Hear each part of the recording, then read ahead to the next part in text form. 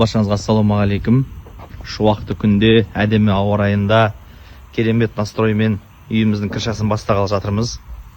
Міне біз барып қазір арнайы строительный магазиннен 20 килограмм шек алып келдік. Жігіттер өздеріне керек шекелерді алды.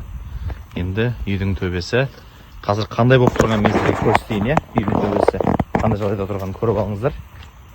Бүгін бұйыртса каркас құрамыз Алланың қалауымен. Оны каркас ноғына қалды. Қалай жапон настрой қалай? Настрой жақсы. Балқаш настрой қалай? Балқаш настрой бөлек қол. Дайымыз құлай қаласа. Тоқтатамыз қазір. Ал жігіттер от души жұмыс істеп жатыр міне. Әне. Мына жақта балқаш қағып жатыр, тасылдатып тұрып. Әне. Көрдіңіздер ме? Жаңана шаңырақ құрып жатыр ғой, короче, үйдің шаңырағын жаңадан құрып жатыр. Алдындағы шаңырақтың ортадағы крышаның биіктігі 3.40 болған. Бұл крышаның биіктігі 4 метр болады. Крыша биік болған сайын әдемі көрінеді екен. Сол үшін осы жолы 4 метр қыламыз. Балқаш жұмыс істеп жатыр. Енді біздің істегеніміздің бұл жігіттердің скоростың көресіздер қанша уақытта бітіретінін өздеріңізге көрсетем бұйырса. Сәттілік бізге Алла жар болсын. Ал жұмысымен арасында қосылай қалсам, Османтайға жүгіріп барам. Сол Османға кетіп бардым, балам саған беттім бардым. Бір құшақтап иіскемесем, оқымасылмайын деп тұр. Бұдан кейін Османтай фрукты жақсы көреді өзі, фруктылар жақсы көреді. Кішкене баланың өсуіне, дамуына фрукты жақсы ғой негізі. Сол үшін жақсы фруктылар алып баратырмын, балам жейсін, кішкене өссін. Қазір дамып келе жатыр ғой, уже биыл бұйыртса 8-9 ай боламыз, Алла қаласа, уже бір жасқа аз ғана уақыттар қалды. Сол баламыз бір мықты жігіт болып өссін деп, фруктыларын алып үйге қарай ұшып баратырмын, баламды бір құшақтап сүйгім келіп тұр. Ал сіздерге тағы да жұмыс жақтан бір видео түсіре кетейін. Елдің бәрі қазір ұйықтап демалып жатыр. Біздің жігіттер төбеде жұмыс істеп жатыр, қараңыздар. Міне өзінің жұмысына адал, өз жұмысын тиянақтап отырған адамдар осылай уақытта ғана жұмыс істейді.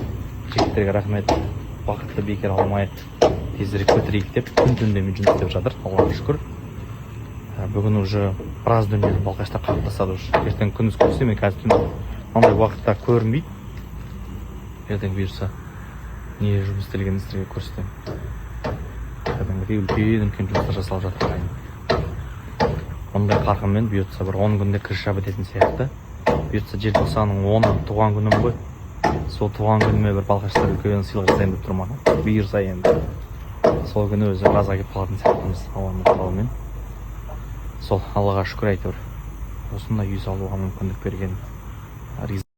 берген, ризық берген Аллаға сансыз шүктер болсын. Бәріне шүкір. Әлхамдулилля. Жігіттер кәдімгідей еңбектеніп жұмыс істеп жатыр. Қалай салмайсың, қалай мақтанбайсың, айтыңыздаршы.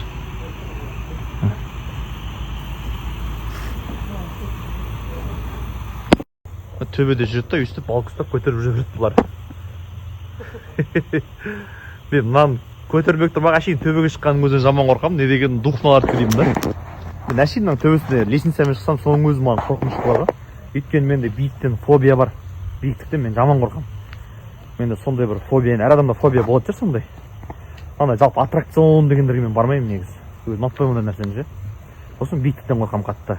Сол үшін мынаның үстіне әшейін шықсам, жаман аяқ қолым дірілдейді ғой мен.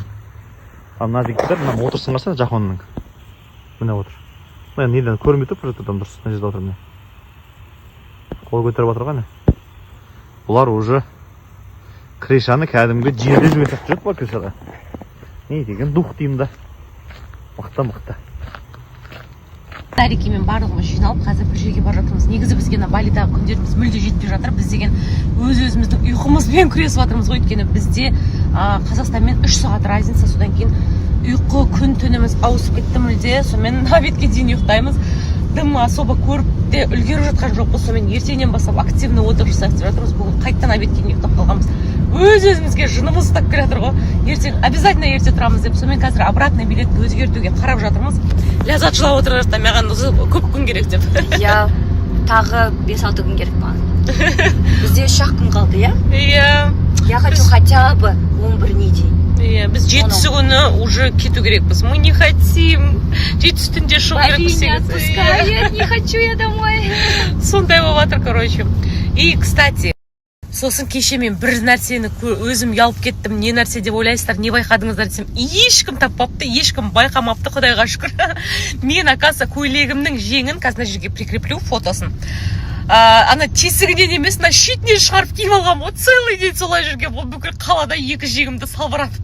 Ой, мама, ятай деп жатырмын ғой. Бізде көрмегенбіз ғой оны. Ешкім көрмеген өзімнен басқа. Бір қолым, мына бір қолым ғана екен десем, оказывается, 2 қолымды солай киіп алғам ғой.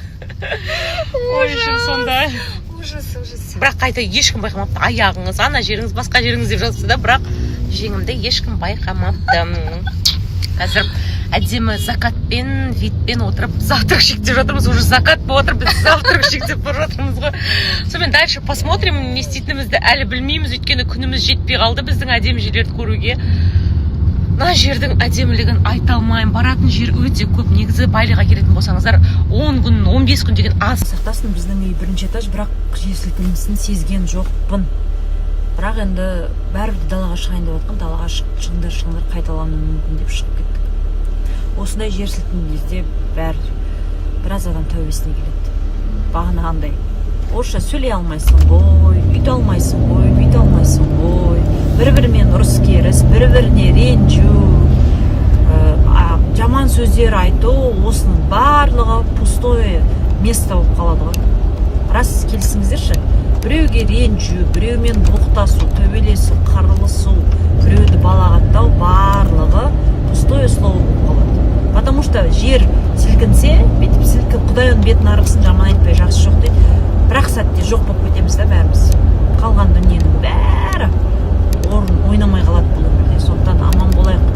Еліміз аман, жұртымыз тыныш болсын. Жер бетінде тыныштық болсын бәрімізде.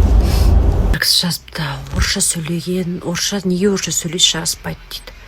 Так, мен білмеппін осы күнге дейін заң барын. Жарасады, жараспайды деген білмеппін ше. Қытайша сөйлесем жараса ма? Жараса ма? Қытайша сөйлесем. Айтып жеріңізші. Французша сөйлесемші.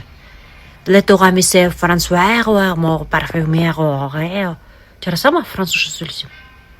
Или жараспай ма? Так, сосын ұйғырша сөйлесемші. Қандақ ақболларыңыз? Немаро? Ұйғырша сөйлесем жараса ма, жараспай ма? Осы кісіге жазыңыздар, қай тілде сөйлесесіздер, жарасады, жараспайды түгел айтып береді. Прикиньте, орысша сөйлегендер жарасады, жараспайды деп бөлім неткен. Осы күннен кейін білетін болам, бірақ